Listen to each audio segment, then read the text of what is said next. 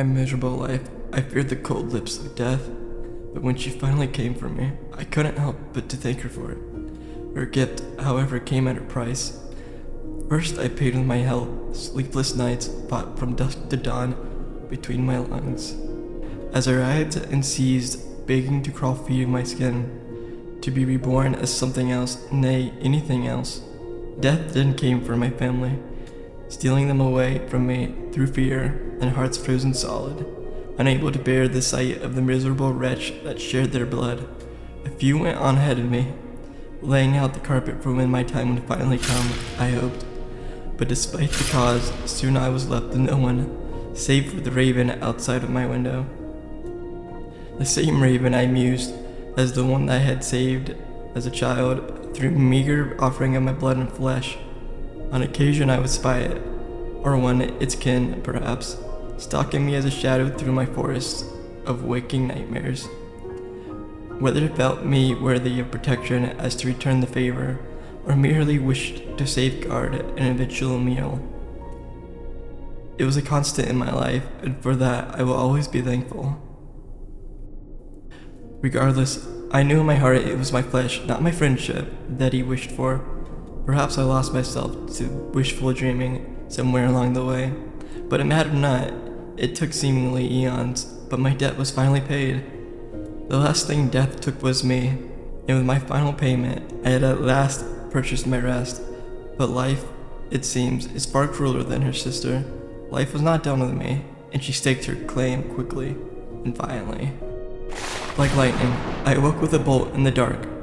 Blood as black as pitch surrounded me, soaking the straw of the filthy bed I found myself in.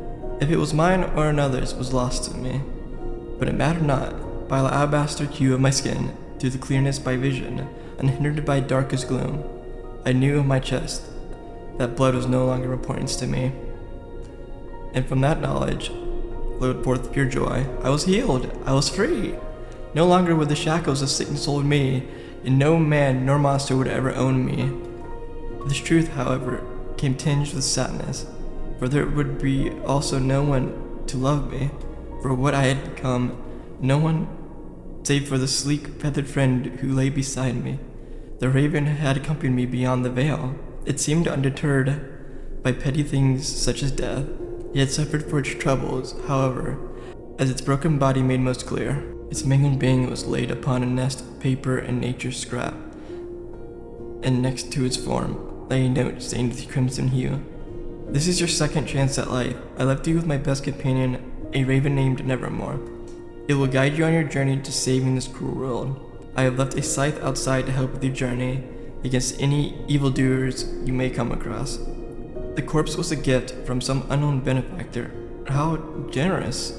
My sarcastic wit caught in my throat, unable to pass as if held there by some formless hand of propriety. In fairness to my patron, they did provide a weapon, and something bitter, cold, and dark within me whispered its grim satisfaction at the implication of it. A scythe borne only by reapers and fieldsmen, with the singular purpose of severing a being's attachment to the earth. How fitting it was for one no longer tied to anything. A pathetic cough from my corpse companion steals my attention, for I was most certain that it bore the brand of death. Help me. It gurgled through lungs pumped with blood. Those were the only words I heard for the 3 weeks to come, and served as my only direction until I heard the next.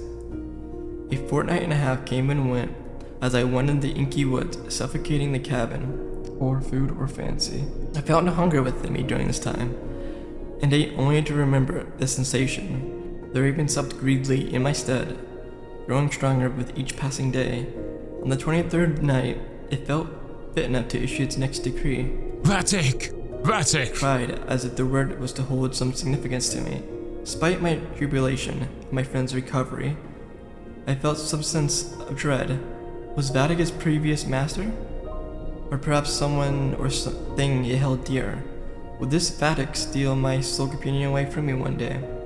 Or would their meeting bring me the answers I longed for? Come to think of it, what was my name?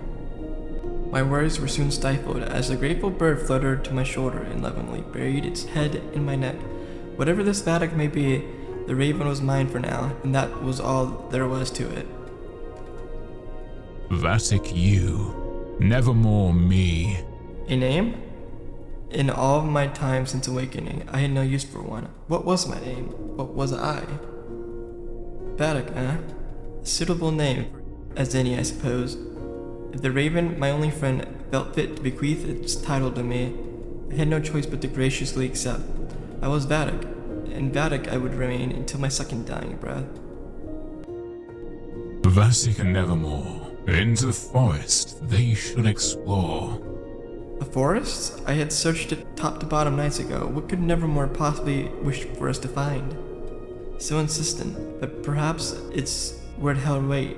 With no reason to stay in the shack a moment longer, I gathered both Nethermore and the scythe and made my way into the forest for a final time. I would later discover that a new shadow had been born that day, and languid darkness that would follow me to the ends of the earth, but that knowledge would be lost to me for a long, long time. If you were to write a story with me in the lead role, it would certainly be a tragedy.